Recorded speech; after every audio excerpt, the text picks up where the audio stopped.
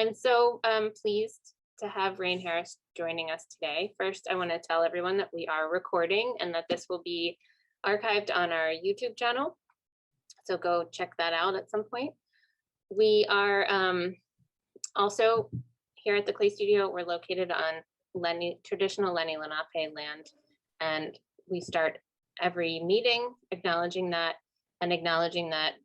it's important to learn about both the history of the Lenni Lenape people in this land that has been safeguarded by them for thousands of years, as well as the ongoing active community of Lenni Lenape that are still living on the land and among us. So please take this as an impetus to go and do a little research if you haven't done so already. Thank you. Okay, Rain Harris earned her BFA in ceramics from Rhode Island School of Design and her MFA from Ohio State University in Columbus. She's an alum of the Clay Studio Resident Artist Program, and her work is included in national and international collections, including the Nelson Atkins Museum in Kansas City, Denmark's Ceramic Museum in Denmark, Ichion World Ceramic Center in Korea, the International Museum of Ceramics in Italy, and the San Angelo Museum of Fine Arts in Texas, among others. And is that Museum of Ceramics in Italy, is that the one that's in Faenza? It is. Oh, I really want to go there sometime. It looks amazing. Great. Okay, so we're going to start by asking Rain our normal starting question, which is how and why did you make the brave decision to make your life in art?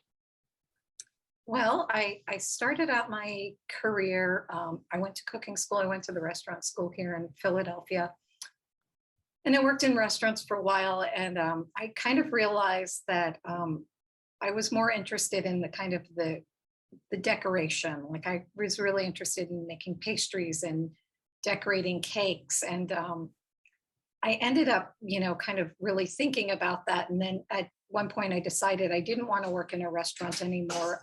And I went to a community college here in Philadelphia and ended up taking a ceramics course, and it just sort of stuck for me because I realized everything that I was interested in, like with forming things and molding things, I could do with clay.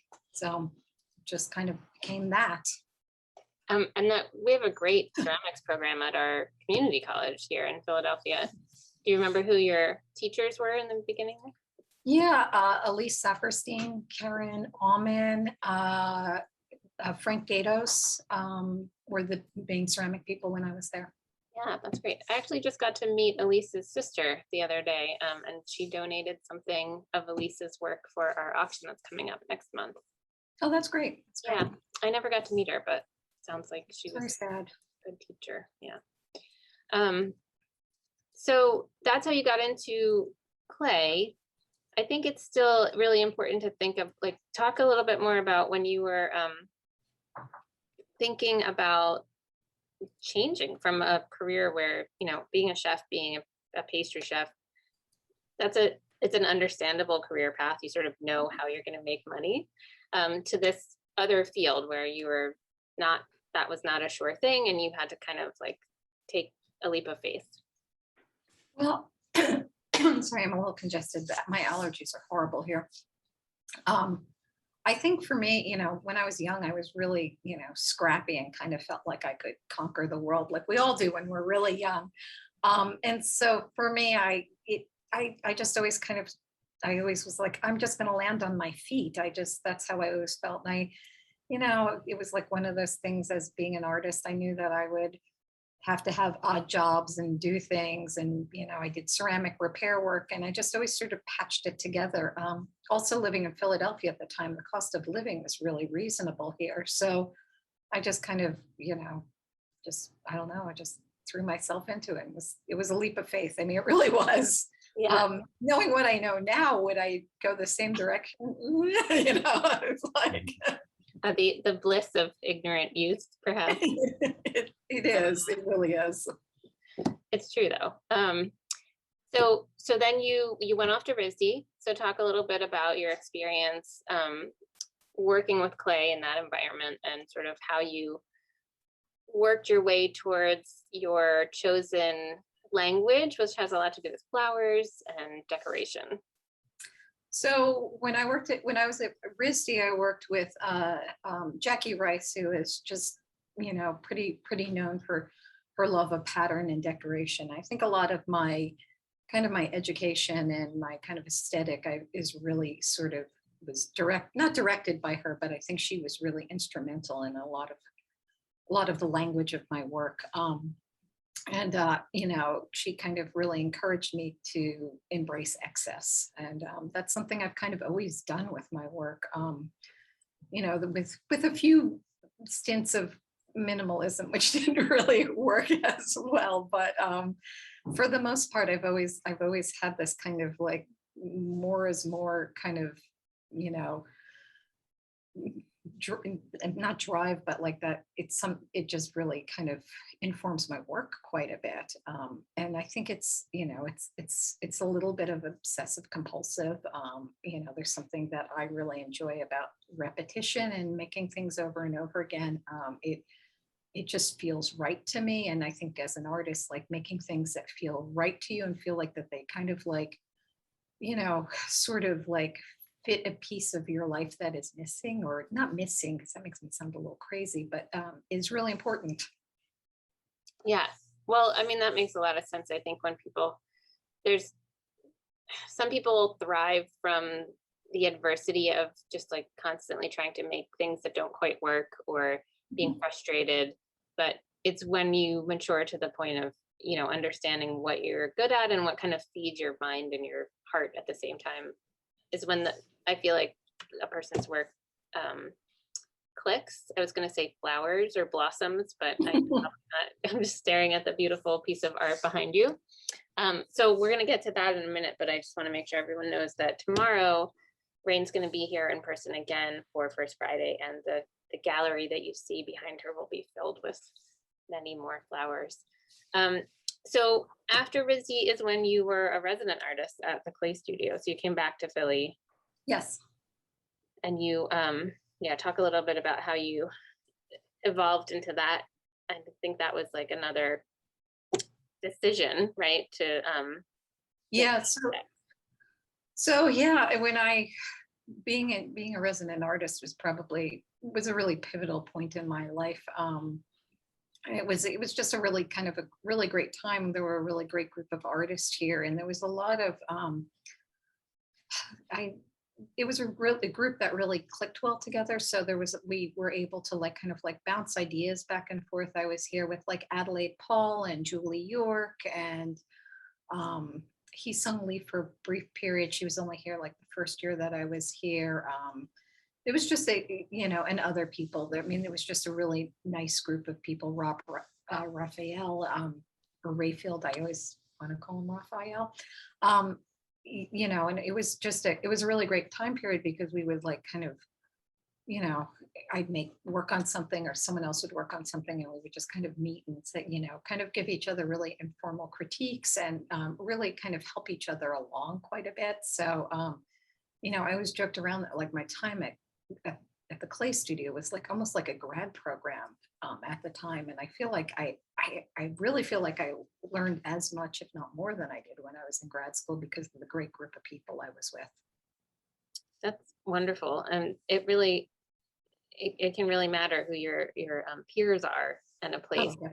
What else was happening I always am curious, because of course I wasn't here then. What else was happening in the gallery? Like, was there an exhibition maybe that you saw, or something else? The fact that you could come down to the shop and kind of see other people's work. What about the community or the place was inspiring? Did you teach while you were here? I did. Yeah, both. Most of us actually taught while we were here. I taught basic hand building when I was here. I think I might have taught one wheel throwing class, maybe not real well. So not my forte. But yeah, it was definitely a very tight community when I was here. At the time, the residents would man First Friday, so we got to meet a lot of people, the collectors that came in, the board members. I was on the board for a while, so there was definitely a very there was a lot of interaction, I think, between the resident artists. And I don't know if it's still like that or if it's much different because it's been 15 years. So, I think it goes through cycles just like anything else, that it kind of depends on who's here and who's coming and going. And it's something that we definitely, I think there was a little bit of a golden period when you were here, but we continue to try to support the artists and encourage that as much as possible, because it is that really the community that you form with the other residents that's probably some of the most important aspects of being here. So speaking of that, I'm gonna pull up a few images, and Rain's gonna tell me which thing she wants to talk about, and I'll make them bigger. Hold on 1 second. All right, there we go. So I think we were saying this piece, right, Rain? yeah, It's something that is what the kind of thing you were making when you were here as a resident. yeah, I actually think that piece was in my exit. I think that was in my my exit show here at the Clay Studio, actually. I'm pretty sure that one was. Yeah, and so at the time I was working with a lot of slip casting, vintage decals, cutting pieces apart. Like I would slip cast, 20, 30, 40 forms, and then I would X-Acto knife them and cut them and put them together. So I had this basically giant arsenal of different forms that I could work with to try to make things. And I always sort of had this sort of challenge where I would see if I could use every part of the piece that I cut apart. And so, like the tips of things would become little embellishments. And, it was part of that aesthetic of like, definitely more is more is more. And I tried to see like, it's always like a tightrope, like, like how much can you cram on a piece before it falls apart, so it's always like, and for me, that was always this challenge of like figuring out, what is too much. And my old studio mate Meredith Host and I, we used to call it going to the carnival, and it's this whole idea of like how much stuff can you pile on, and then like go too far, and then you need to go back to kind of figure out exactly where it should be. And I, that for me with work, that's always been a huge part of making, is that I make a lot and I don't necessarily worry about failures, because I feel like my failures are sometimes inform me more than my successes. Well, and I've heard that from a lot of people, not just in art, but sort of in life. I think that failure is so important for progression. Well, and I love that especially as we're seeing all these thumbnails on the same page, we can really see what you're interested in, how you address certain issues in different ways. So this one is all these different pieces, and then you've used decals to add the flowers. So do you want to, and were you finding old images to do decals, or were you making the images yourself? How was that? No, they're all vintage decals. There was a decal company outside of Pennsylvania. It was in Pennsylvania. I feel like it was about an hour outside of Philadelphia. And I don't know whose phone that is. It might be mine. Just press the, yeah. Oh, I pushed the do not disturb. Okay, it's done. I don't know. Sorry. Okay. So anyway, yeah, do that. That should be hopefully fine. So yeah, there was a vintage, there was an old decal company, and actually Jackie Rice had told me about it, and I went there and just kind of went through their archives, and it was all like new dead stock, and they just had reams and reams of decals, and I just bought tons of them, and would use them. And my earlier work, it's kind of interesting because my earlier work always had floral imagery on it, but obviously 2D imagery, and then my newer work is the 3D version of it. But yeah, for whatever reason, I've always been interested in that kind of like the floral imagery. And it's interesting because I'm not necessarily a fantastic gardener. I have a garden, but Sorry. So oh yeah, sorry everyone, we're using my phone as a hotspot, so that's why it's right next to, right in space there. Yeah, so what I see this idea that you've taken those decals on this very complex form, and like you said, using all these slip cast forms. And then this was an, kind of another period. You're still using the decals, but you're trying to find, it looks to me like you're trying to find some aspect of it to simplify. So you're Yes. flattening the forms. Yeah, so this series of work, I kind of walked around my neighborhood and took photographs of plants, and then blew them up, and then just really simplified the shapes, and just made them into really simple vector shapes, which I then cut out of pink foam on a CNC mill, and then slip cast and like layered pieces together.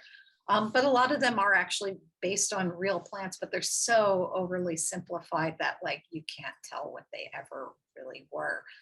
But it was important to me that they were actually based on something as opposed to just being like the shape I drew. Mm, So that's interesting. Um, yeah, I mean, it makes sense because there's something about an organic, like how many leaves something has, or the stem forms versus the leaf shape mhm. that you've kept even within the super stylized form, and then it really speaks to the pictorial flowers that are on the surface. It makes a lot of sense together. Um, so there, you went to grad school after you came back and you were a resident. You went to grad school in Ohio. Um, Mhm.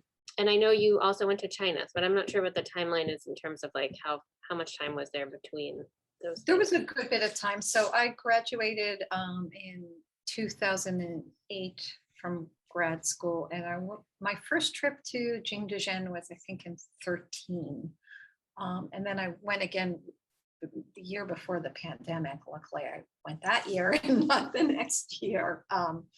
Uh, yeah, so yeah, good 5 years between grad school and going to China the first time. Yeah, and what was happening in that period of was that around also when you moved out to Kansas City and No, we moved to Kansas City right away. Paul was teaching, had been teaching at Kansas City for a while, and he was kind of talking about starting a travel abroad program. So we went to Jingdezhen uh, kind of as research, and then our friends Guy Michael Davis and Katie Parker were there at the same time who I went to grad school. So we decided to go with them. And meet them there. So, which was really great being there with them also. and I think maybe some of the work that this was I think this is similar to the work that you had in Sika that was in Kansas City. Yeah, so this was Show. basically a kind of, I want to say this is a small study or version of the larger piece that I had at it in Sika, which was, I don't know if that hoop image is on here, but it was a very large installation piece that was, I think, it's called Tulpenwood. So it might come up. Oh, that's an image of it there with the tulips that you just passed up there. Oh, this one. And that is part of it. I don't know. It might have the rest of the image somewhere else, but yeah, it was a huge 8.5 foot long kind of like cage that you could almost, I mean, you could literally sit in. I mean, you couldn't sit in because it was full of work, but I did to install it. So it was a very large piece. It was really wonderful. Oh, there it is. Oh, there it is. Yeah. What a great show that was. Just the amount of work, handwork that was in, kind of going back to what you're saying about the repetition of making, and just an incredible amount of labor that was represented in that exhibition. That was part of how mind-blowing it was for me. But was this informed, and these, the white flowers and the black flowers, is that part of what you were getting out of being in China? Do you want to talk a little bit about that experience? Yeah. So when I was in China, I decided that I wanted to work with flower makers. There's a whole tradition of flower makers in China, and the first time I went there, I worked with them and made white flowers. But when I came back, I struggled a little bit because you know, we don't have the clay that they have there is just really amazing. And it's, I mean, it's white, it's translucent, it's luminous, it kind of, it almost self glazes a little bit. It's kind of really crazy. And it handles it in a specific way. So when I came back from China, I started making flowers, and I didn't have a huge like vocabulary of flowers because I learned a couple basic techniques. So when I came back, it was like kind of like using what I learned in China, but then kind of like trying to figure out new forms. But you know, when I came back, I played around with porcelains and got really frustrated with what was available. One day I was like, maybe I just need to forget about white, just think about what's the opposite. And I was in the ceramic supply store near me, and I saw this black clay, and I thought maybe I'll try that. So I started making flowers out of it. And it just kind of, it allowed me to get over my hang up of like the porcelain not being as beautiful as I wanted. And I was able to kind of like leave that behind and kind of just think about what I want to make and not get so hung up on everything, which I can do very easily. And so when I came back from Jingdezhen, I kind of really like went online and I looked at YouTube videos, and I, kind of used what I knew about cake decorating and fondant, but like really studied different ways of making flowers that weren't necessarily out of clay, and then kind of figured out how to adapt them into making clay. So it was a lot of kind of like just experimentation. So some of the flower forms that I make were definitely informed by being in Jingdezhen, but a lot of it is kind of like just, I went self-taught to a certain extent. Cake decorating. Yeah. Yeah, cake decorating with clay, Well, we were talking about that before. Did you take cake decorating when you were at the restaurant school? Yeah. Yeah. So you had sort of it in your hands a little bit. Maybe you needed to watch the tutorials, but that was something in your brain already. Yeah, I mean, I didn't necessarily make flowers when I was in school. It was more like just basic decoration. I mean, I learned how to make like basic roses and stuff like that. But yeah, a lot of it was just kind of figuring out, um, I mean, if you look at a lot of these flowers, you can find flowers that are very similar, that are made out of gum paste or that are made out of fondant, but they always have like little wires or things in them. So, well, I guess mine do too. So, Yeah, they do. So, so I want to get back a little in a minute to like history of decorative arts, like we talked about, and kind of other parallels to what this work is, I think, referencing now. But you also had a time, and maybe you're still working with this, that you were really injecting this resin into in the midst of these like incredibly pristine kind of black and white porcelain flowers, and all of a sudden there would be this like, I think they're plastic flowers that you've coated in resin. Is that what's happening? yeah, plastic and silk flowers. And I worked with it's a solar resin. So it's a 1-part resin that I chose to work with it because it sets really quickly, but also because it's outdoors. It's a little, I mean, I don't want to say it's healthier, it's resin, but it's, you just take the flower and you dip it in the resin, and then you hold it in the sunlight and it sets in like 2 minutes, and then you can do more layers. And of course, I have the container of resin in a, cardboard box, so it doesn't, because the whole thing will set up almost immediately. And then I would, this was when I was at Belger Red Star. So we had the back of my studio, were train tracks. So I would just tie everything to the railings of the train tracks and let them just hang out there and off gas for a few weeks. So there was always flowers hanging all along the train tracks back there. I hope you have a photograph of that. I do. It's really funny. But I would just leave them outside for like, a few weeks and let them really cure, so they weren't like off gassing in my studio. And then I would bring them in and work with them.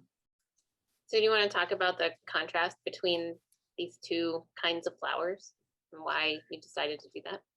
Yeah, for me, it was very much about like, I mean, I love color, and with the black and white pieces, it was an opportunity for me to not only bring color in, but also like a different level of texture. And I kind of like the idea of like, things that are similar, yet they're in the same family, but then they're completely different. It's so, yeah, for me, it was just like a really nice way of like being able to change the composition, build a lot more height if I wanted to. And also it was about the kind of like the contrast between like the opaque and the translucent. And then it also kind of comes back to something that's always been in my work, is this kind of idea of like kind of melding the highbrow and the lowbrow. Like I love the fact that these are crappy silk flowers from the dollar store, that have been elevated. And that's always something that's been really important in my work, is this kind of like elevation of the mundane or the crappy. So that's a really good transition then into the idea of the history of decorative arts, and sort of what I see, and I think you've said, kind of references to the Victorian period, and overconsumption, and kind of that early industrial period in the US, but in other places where it's just like, oh, we know how to make stuff in factories.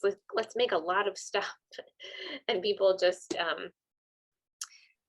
exploring the idea of displaying their wealth through having many objects and knickknacks and things in their house. And so how did you have that? Did you visit museums and period rooms, or like how did your interest in decorative arts get started? Well, a lot of it actually has been through through my professors that I've met.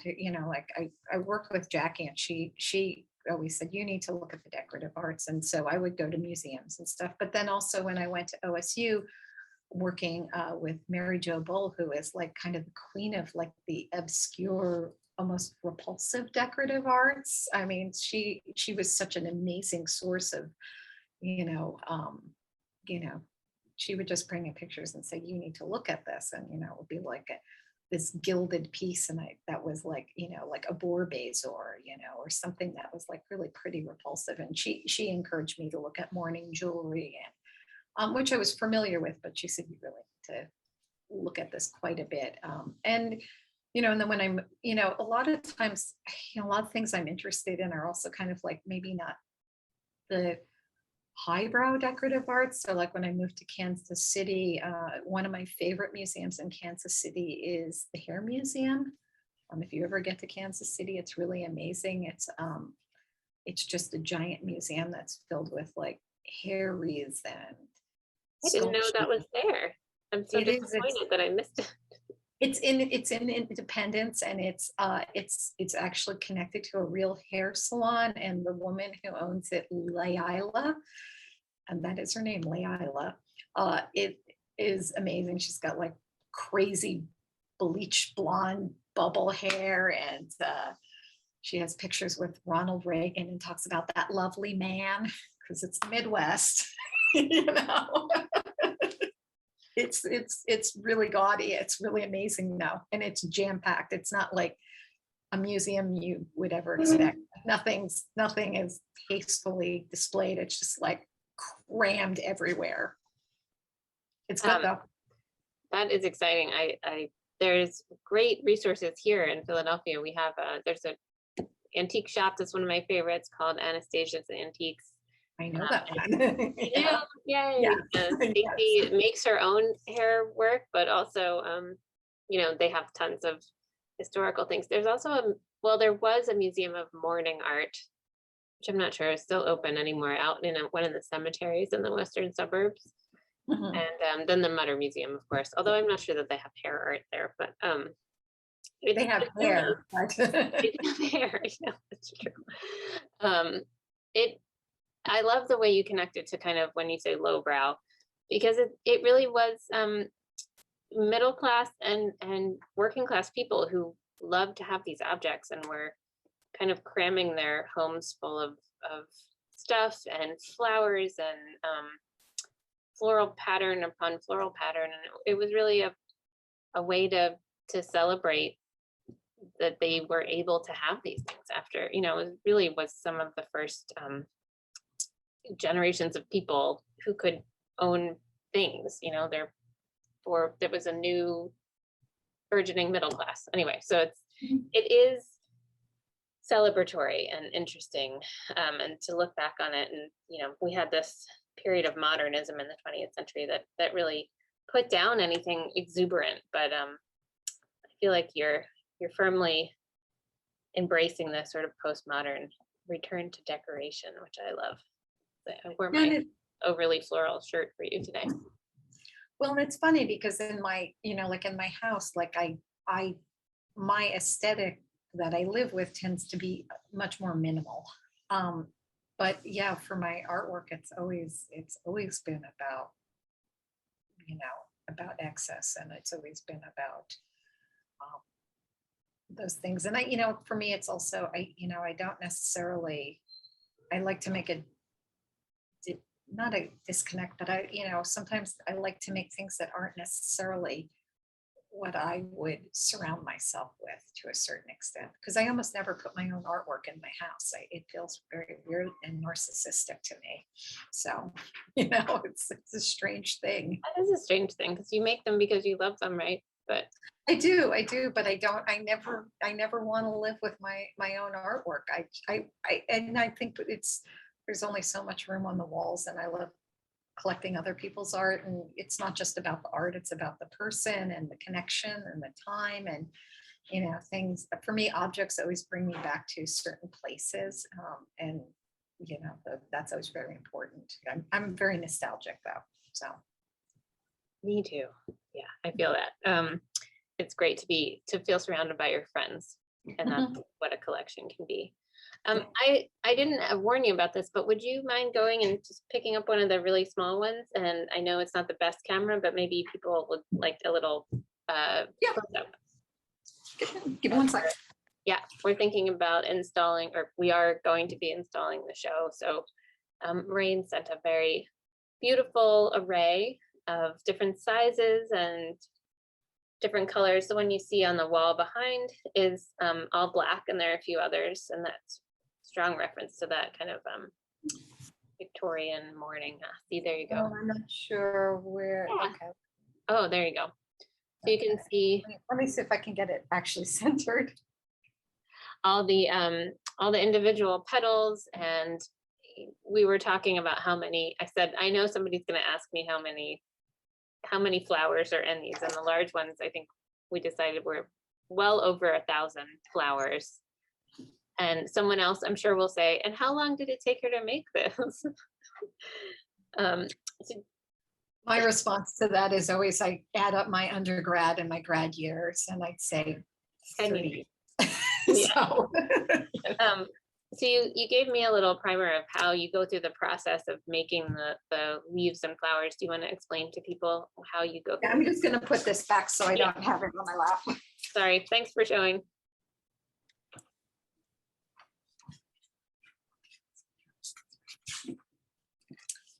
Okay, so my process is a combination of things. I use a lot of kind of basic cookie cutters to make each petals formed individually, and I roll the slabs really thin, and then I roll them between plastic and a slab mat, and then I have a tool that I made out of pink foam that I can kind of thin all the edges down, so they're a little thicker in the middle, and then they taper down, so it gives them the illusion of being a little bit more delicate than they are. And then I have different texture tools that I use to kind of press textures into the leaves through the plastic. And then I also use a lot of fondant molds, which some of them are pre-bought, but a lot of them I will take it's like a 2-part kneadable silicone that sets in like 5-10 minutes. And I will go and take molds and impressions of flowers and berries and different things. And those become some of the, you know, kind of like the little details and focal points. So like the roses that I make are not actually taken from a rose mold. They're taken from a hibiscus leaf because it's got a little bit more texture to it. So because the rose leaf, like when I made a mold of it, it didn't really have a texture. It's such a faint texture that didn't translate. So a lot of times I'm take molds of things that are a little bit more extreme in their detail, and then it kind of gets softened out as I go through them. Yeah. And then so like the carnations, there's like a tool that's like, it's sort of shaped like a wheel with ridges on it, and I take the clay and I strips, and I just roll it against there and kind of stretch it with my fingers, and it makes everything jaggedy, and then I roll them into carnations. So it's a little bit of everything.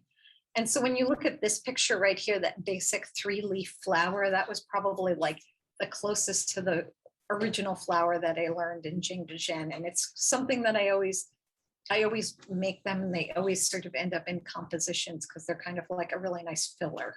And I can tell what you mean about the rose leaves being more like a hibiscus, because they have sort of a veining that Yeah. But if you didn't do that, it would come out looking strangely flat, right? It Yeah, wouldn't look yeah. realistic. So that's an interesting, you have to figure out how to make things look realistic by altering them slightly. Yeah, it is really strange because a lot of times things that nature's really subtle, like I think, and if you don't, I don't know, it's it's the same thing with sculpting, like like people will like really like extend features to make them look more realistic, and it's just like it's about like not what things look like, but what we expect things to look like. Yeah, that's a really good way to say that, what you expect it to look like. And then talk about your clay bodies a little bit. I know the white is still things, it's clay you brought back from China that's in the piece. So a lot of the white flowers, I do make white flowers here. Some of them, a lot of times, I will, like every time I go, like the last time I went to Jingdezhen, I made bins and bins and bins and flowers. I just made as much as I humanly could because I did bring back clay, but all the clay there is fired to like cone 13. It's really, really high fired. So I brought a lot of it back, and I brought back a palette of clay, but I've never really been able to have the same. Yeah, and don't bring back a palette of clay from China. That's stupid and crazy. And expensive. And especially since a box of clay, I can make almost a whole body of work with that. It was a little excessive, but yeah. So I work with when I'm in the States and I'm not using porcelain from China, I tend to work with cone 6 frost, which I sometimes put a little bit of blue mason stain or purple mason stain in to brighten it up a little bit to kind of counteract the yellow. And the black clay I work with is Cassius basaltic, which just comes out of the box. It's a cone 5 clay actually, and it's really great for what I use it for. Like it tends to really work well for small things and details. It doesn't work really great for big forms. I've tried making bigger, thicker forms, and it cracks. It doesn't like to be thick unless you fire it for a really long time. But then when you fire it for a really long time, it sometimes likes to bloat. It's a picky clay, but again, for what I do, it works really great for me. I tend to make flowers, and then I just have a big bowl and I tumble stack everything as I'm making it, because it actually works better if it's all jammed together as opposed to being flat, because and then I just fire at the end of the day in the test kiln. So everything I'm making during the day gets fired by the end of the day, and I start over the next day. Well, that's fast, because it can't dry out too much before you get it in there. Is that Or it doesn't. Yeah, it's less fragile if it's kind of a little wet when I put it in the kiln. In your artist statement, you mentioned the Vlashka flowers. So Yes. I don't know, maybe not everybody knows what those are. Do you want to talk a little bit about that? I've actually never seen them in person. I need to go do that. I've only actually seen a few. So I think that the full collection is in Boston, I believe. It's at Harvard, yeah. Yeah, it's at Harvard. And I did not see them at Harvard, but I saw some pieces it was in another exhibit when I was an undergrad. But yeah, they're amazing glass blown and lamp worked flowers that are, I mean, they're pretty mind boggling. I mean, the detail and the kind of the color variations. And I mean, some of them are so fragile that they can't open the doors that house them, because just the intake of air, it will cause them to break. Oh, I didn't know that. Wow. Yeah. So I'm But just yeah, showing a few little images of them. They were made in the 19th century by I think a father and son. it was a father and son. Yeah, who were trying to make an exact replica of the natural flower as a way to kind of preserve um, the plants of the time, and for scientific study. They weren't meant to be art. They were meant to be scientific illustration, essentially, but in glass 3-dimensional form. So Yeah, they're probably, I think, some of the most amazing glass work that's ever been, some of the most amazing work as far as replica work that's ever been made. I mean, they're pretty mind boggling. Yeah. And that they've survived, that's the other thing. I mean, they're so ridiculously delicate. Yeah. So it's always good to leave somebody with a little nugget of what people can go. Oops, I should done this thing with the computer again. Hold on, sorry. Get confused by Jen's 2 screens all the time. Where are you? Oh, there you are. Okay. Well, I want to make sure that we leave time for questions, and I think we have. Let's see. Raymond was asking if it's at the restaurant school in West Philly. Yes, it is the restaurant school in West Philly. And Raymond also said that Elise was one of his teachers. Oh, great. As well. And that we had a show a couple of years ago of Candy Depew, or Candy Coded's work, and she also went to Jingdezhen and studied with flower makers. So she was a resident when I was a resident too. There you go. Yeah. All related. So if anyone else has questions, feel free to put them in the chat, or just take yourself off mute. You can ask in person.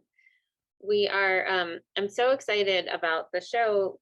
Do you want to talk a little bit about, so we've really looked through your old work. We've looked at the decals and the different shapes you were using and adding resin. And now you're really at this moment, and you've told us all this great technical information about it's just the flowers.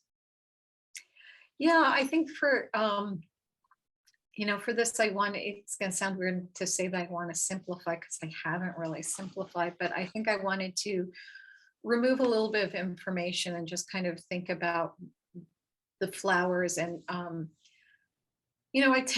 don't really tend to make, I don't want to say this is 2D work, but it's wall work, and it's kind of just a different way of looking at it.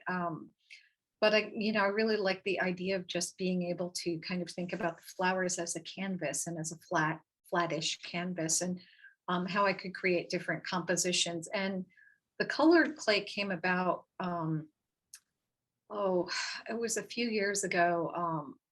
Paul and I did a residency at Red Lodge, and we left from Nsika. And so I bought all these mason stains and brought clay with me. And so that's when I started working with the colored clay. So I brought all these colored clay bodies and made these kind of little studies and maquettes. And then when I came back, I've had these colored clays in my studio, and I decided that I really wanted to kind of incorporate them into the show. So this is the first time I've made, wall tiles with colored flowers. And eventually I think I'd like to do some that are just all color, like an all red one with maybe pink flowers, or just think about using them as ways of like kind of having color studies. Yeah, mixing the colors together, or just doing, yeah, that sounds great. What is it? I almost did one. I almost did a confetti one where I had all these little bits of colors, and I almost did one that was all color, and then I was like, it's not going to go at all. So I didn't. It would have just been the weird odd one out, I think. So next time. Yeah, next time. That's good. Next small favors. What do you hope that people experience when they stand in front of especially one of the big ones, like the one that's behind you, like what is it that you're trying to transfer information or feeling wise to the viewer? Well, I mean, it's a combination of things. I mean, for me, I see that the larger pieces as kind of being like, it's going to sound weird. I don't want to say meditative, but I feel like there's something very contemplative about it, of like just kind of thinking about the process and the composition. And I like that you can kind of get lost in the bigger pieces a little bit. Um, and I think that that's kind of nice. I mean, especially right now, I feel like in the ceramics world, it's we're in a realm of sort of minimalism and gloppiness, which I love. Don't get me wrong, but I like the kind of obsessiveness, and I like that people can kind of like look at them, and I think people can kind of bring their own interpretations into them a little bit. I'm